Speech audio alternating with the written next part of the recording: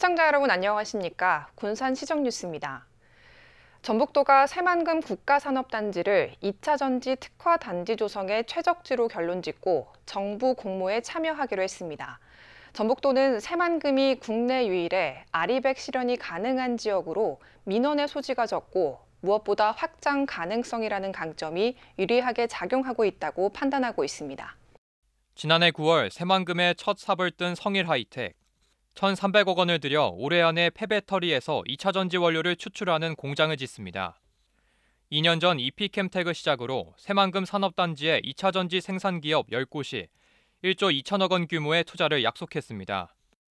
이처럼 새만금의 제2의 반도체라고 불리는 2차 전지 핵심 소재 생산 거점으로 떠오르면서 전북도가 특화단지 유치를 위해 정부 공모 사업에 도전합니다.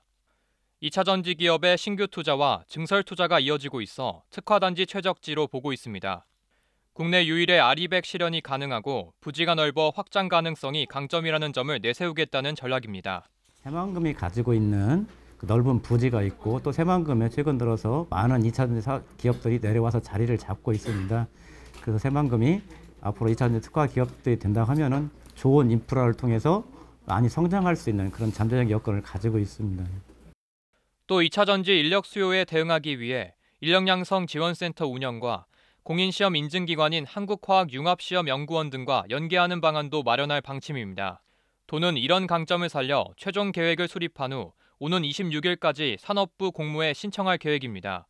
특화단지 공모에는 2차 전지 관련 기업이 많은 새만금과 포항, 충북 등이 치열한 경쟁을 벌일 것으로 보입니다. 특화단지로 선정되면 세제 혜택과 보조금, 교육 등 다양한 지원을 받게 됩니다. 미래 핵심 동력 사업인 2차 전지 사업을 직접화를 통해서 교육과 인프라를 지원함으로써 국가 전략 산업으로 육성해서 생태계를 구성하는 사업이 되겠습니다. 2차 전지 메카로 떠오르는 새만금. 전북도가 특화단지 공모에 도전장을 내밀면서 선정 여부에 관심이 쏠리고 있습니다. 군산에 공장을 둔 도레이 첨단 소재가 21일 생산설비 증설 기공식을 엽니다. 전북도에 따르면 도레이 첨단 소재의 PPS 공장 2호기 기공식이 이날 새만금 국가산업단지 군산 공장에서 진행됩니다. 도레이 첨단 소재는 1,000억 원을 들여 올해 안에 설비를 늘리고 내년부터 본격 가동할 계획입니다. 도레이 첨단 소재는 공장 증설로 연간 8,600톤에 달하는 PPS 생산량을 13,000톤 이상 끌어올릴 것으로 알려졌습니다. 전북도가 새만금 데이터 센터 유치를 위해 차별화 전략을 모색하고 있습니다. 전북도는 기존 세제 혜택과 함께 자유로운 토지 이용, 민원 발생 제로화 등을 검토하고 있습니다. 또 공공데이터 이용 확대와 데이터 안심구역 등 기반 조성, 데이터 융합인재 양성도 추진합니다. 이와 함께 새만금에 유리한 입지 조건을 토대로 투자의 필요성을 제공할 방침입니다. 올해 군산항 자동차 물동량이 지난해보다 30% 이상 늘어난 것으로 나타났습니다. 군산지방해수청에 따르면 지난달 군산항 자동차 화물 처리 실적은 41,658대로 지난해 같은 기간 28,002대보다 30% 이상 늘어났습니다. 자동차 품목은 사료, 양곡과 함께 군산항을 지탱하고 있습니다. 한편 지난해 군산항 화물 처리 실적은 2,168만 8천 톤으로 자동차는 423만 4천 톤으로 집계됐습니다. 은파 호수공원에 어린이 상상도서관 건립이 본격 추진됩니다. 군산시에 따르면 올해부터 2027년까지 172억 3천만 원을 들여 은파 호수공원에 지상 4층 규모의 어린이 도서관 건립을 추진합니다. 시는 지난해 10월 관계부서 협의를 거쳐 올해 초 전북도와 도비전환 보조금 협의를 마쳤습니다. 이 도서관은 어린이 놀이와 도서 공간 기능을 결합했으며 도서 체험 공간과 문화 교실 등을 갖출 예정입니다. 강임준 군산시장 읍면동 신년대화가 지난달 26일 나온 일동을 시작으로 옥서면을 끝으로 마무리됐습니다. 강임준 시장은 신년 대화 기간 주민들의 의견을 경청하고 건의사항 70여 건에 대해서는 사업의 필요성과 재정 여건을 고려해 신속하게 처리할 예정입니다. 또 논의 결과를 토대로 시정 운영 기초 자료로 활용해 나갈 방침입니다. 강 시장은 이번 신년 대화에서 일상생활과 밀접한 생활 민원부터 아리백 그린 산단 조성, 2차 전지 첨단 소재 기업 등 미래 신산업까지 다양한 분야에 걸쳐 의견을 제시했습니다. 군산시와 대만 신베이시가 수제 맥주 사업을 위해 서로 협력하기로 했습니다.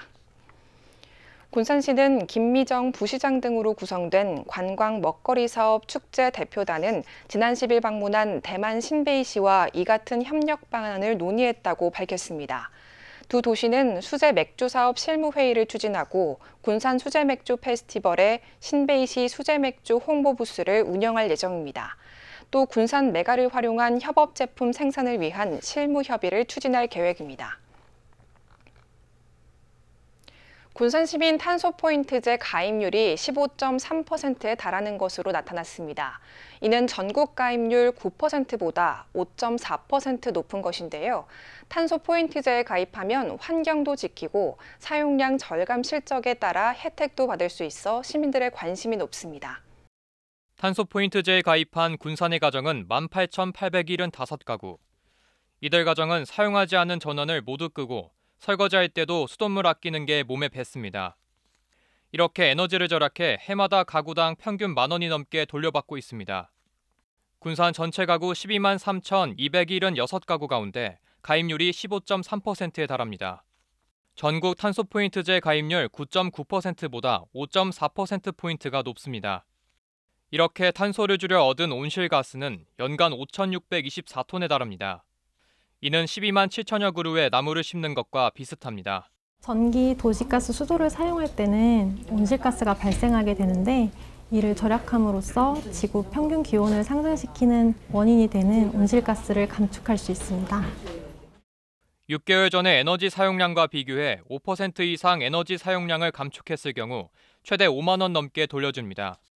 탄소포인트제 가입하시면 가정에서 기존 사용량 대비 에너지를 5% 이상 절약할 시 현금으로 인센티브를 제공하고 있어 관리비 절감과 더불어 현금 혜택까지 받아보실 수 있습니다. 지난 2021년 하반기와 지난해 상반기에만 18,072가구에게 1억 3천만 원이 넘는 인센티브가 지급됐습니다. 생활 속의 작은 실천, 지구도 살리고 혜택도 받을 수 있어 주목받고 있습니다. 군산시는 여성 1인 가구와 1인 점포에 안심 장비를 지원합니다. 1인 가구 40가구에는 현관 CCTV와 이중 잠금 장치, 창문 잠금 장치, 휴대용 비상벨 안심 세트 등 3종을 설치합니다. 1인 점포 35곳에는 CCTV 안심벨을 설치합니다. 신청은 오는 3월 3일까지 가능하며 중복 지원은 되지 않습니다. 군산시 교육발전진흥재단이 예술, 체육, 기능, 상업 분야 중고교생에게 장학금을 지원합니다. 군산시 출신 중고교생 또는 시에서 초중교를 졸업한 뒤 다른 지역에서 중고교를 다니는 학생이 대상입니다. 전국대회에서 3위 안에 입상했거나 국가대표로 선발됐다면 개인 최대 200만 원, 단체 최대 600만 원을 지원받을 수 있습니다. 희망자는 28일까지 시청 교육지원과에 방문 또는 우편으로 신청하면 됩니다. 군산시가 직영하는 두 번째 로컬푸드 직매장이 오는 5월 문을 엽니다. 군산시에 따르면 25억 3천만 원을 들여 경암동에 1층 규모의 군산 로컬푸드 복합센터를 신축하고 있습니다. 이곳에는 지역 생산 먹거리 유통 소비처 확보를 위한 로컬푸드 직매장과 라이스 카페가 들어섭니다. 또 지역에서 생산하는 건강한 먹거리의 시민 공유와 지역 소비 촉진도 예상하고 있습니다.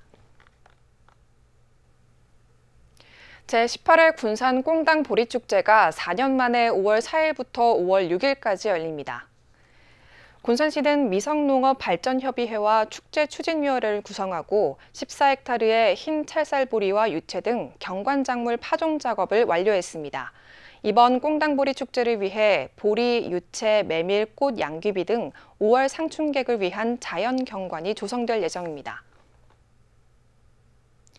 군산교육문화회관은 2023년 1학기 교육수강생 1,110명을 모집합니다. 교육문화회관은 기초학력, 미래교육, 문예체 등 10대 핵심 과제 77개 교육 프로그램을 개설했습니다. 특히 초중 고등학생 인성 역량 강화를 위한 연극놀이 등 독서교육 3개 과정, 청소년 앱 제작 등 디지털 활용교육 7개 과정 등을 마련했습니다. 성인 프로그램으로는 IT 컴퓨터, 요리, 음악 등 27개 과정을 편성했습니다. 수강 신청은 21일부터 군산교육문화회관 누리집에서 진행됩니다. 군산시가 기존 인구정책 TF팀을 실무진 중심으로 대폭 개편했습니다. 시 인구정책 TF팀은 분야별 회의를 개최해 결혼, 임신, 출산, 양육, 보육, 교육 분야 관련 핵심 사업을 발굴할 예정입니다. 시는 이 밖에도 인구에 대한 인식 개선 사업 등 효과가 미비한 사업은 원점에서 재검토하고 특히 맘카페 회원을 시민 참여단으로 구성해 실효성 있는 인구 정책을 발굴 추진할 계획입니다. 다음은 읍면동 소식입니다.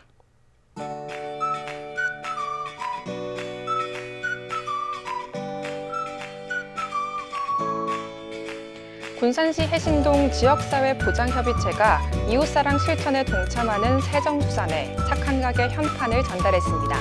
새정수산은 착한 가게 가입으로 매월 수익의 일부를 기탁할 예정이며 모인 성금은 어려운 이웃을 위해 사용될 예정입니다.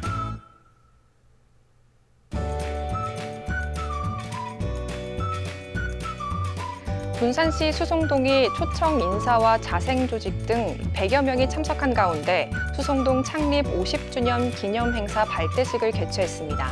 발대식은 수송동 창립 50주년을 기념하기 위한 주민 한마당 행사 일정을 주민들에게 홍보하고 행사 준비를 위해 발족한 추진위원회의 결의를 다지는 자리로서 마련했습니다.